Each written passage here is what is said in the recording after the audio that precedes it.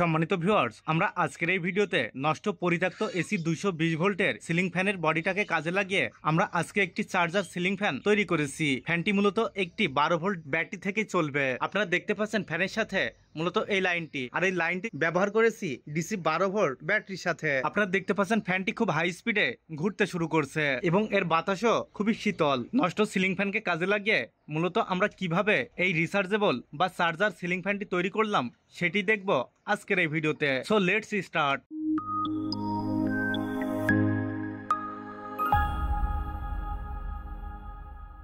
সম্মানিত ভিউয়ার্স, আমরা আজকের এই ভিডিওতে পরিত্যক্ত নষ্ট এসি 220 ভোল্টের সিলিং ফ্যান দিয়ে একটি চার্জার সিলিং ফ্যান তৈরি করব। আমাদের চ্যানেলের ইতিপূর্বের ভিডিওতে নষ্ট জনি ফ্যান দিয়ে একটি চার্জার ফ্যান তৈরি করেছিলাম, তবে আমরা আজকের এই ভিডিওতে 12 ভোল্ট ব্যাটারি দিয়ে একটি সিলিং ফ্যান কিভাবে চালাবো সেটি দেখব। চার্জার সিলিং ফ্যানটি তৈরি করার জন্য আমাদের প্রয়োজন হবে নষ্ট সিলিং ফ্যানের বডি। আমরা বডিটি পূর্বে থেকেই খুলে নিয়েছি।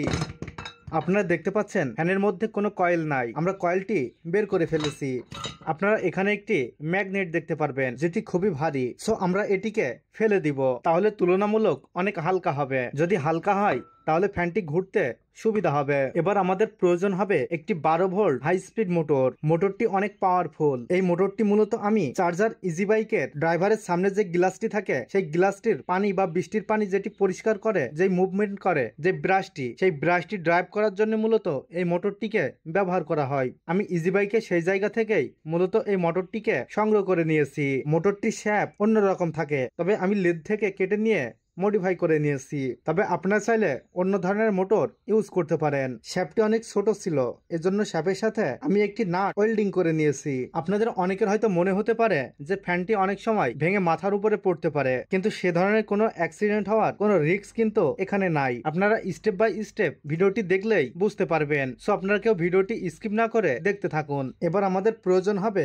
এই মাপের একটি নাট। সো আমরা এট ফার্স্ট নাটটিকে লাগিয়ে নিব। নাটটিকে সুন্দর করে লাগিয়ে নিয়েছি।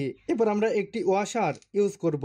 এবার আমরা ফ্যানের টপ কভারটি বা উপরের অংশটিকে এভাবে লাগিয়ে দিব। আমরা পুনরায় আরো একটি ওয়াশার ব্যবহার করব এবং নাট দিয়ে সুন্দর করে মেজারমেন্ট ঠিক রেখে টাইট দিয়ে দিব।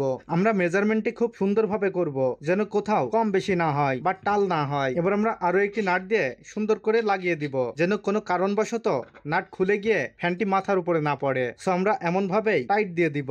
এখানে আপনাদের অনেকেরই মনে হতে পারে ফ্যানটি ভেঙে মাথায় পড়বে, কিন্তু এ ধরনের কোনো সুযোগ কিন্তু এখানে নাই। আপনারা দেখতে পাচ্ছেন সরাসরি নাট দিয়ে সুন্দর করে খুব শক্তভাবে টাইট দেওয়া। আপাতত আমাদের আর কোনো কিছুর প্রয়োজন নাই। এবার আমরা ঢাকনাটাকে সুন্দর করে লাগিয়ে দিব।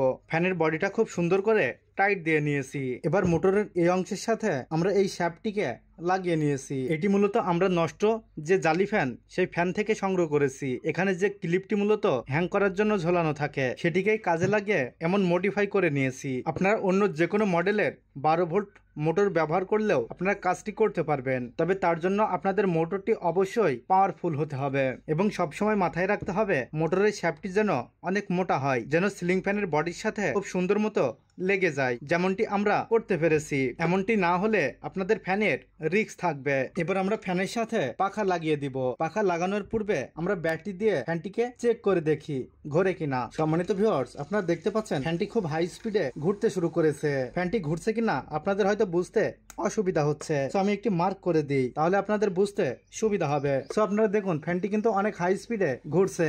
আপনারা মার্ক করা যে টেপটি সেটি কিন্তু দেখতেই পাচ্ছেন না, তো বুঝতেই পারছেন ফ্যানটি কিন্তু অনেক হাই স্পিডে ঘুরছে। ফ্যানটি আমি অনেক আগেই বন্ধ করে দিয়েছি, কিন্তু ফ্যানটি কিন্তু এখন পর্যন্ত রানিং এ আছে। আমরা এখন ফ্যানের বডির সাথে পাখাগুলোকে লাগিয়ে দিব এবং ফ্যানটি হ্যাঙ্গিং করে সিলিং এর সাথে ফ্যানটিকে ঝুলিয়ে দেখবো ফ্যানের বাতাস কেমন হয়। সম্মানিত ভিউয়ার্স, আমাদের তৈরি 12 ভোল্ট ডিসি সিলিং ফ্যানটাকে পরীক্ষা করব। পরীক্ষা করার জন্য ফ্যানটি ঝুলিয়ে নিয়েছি।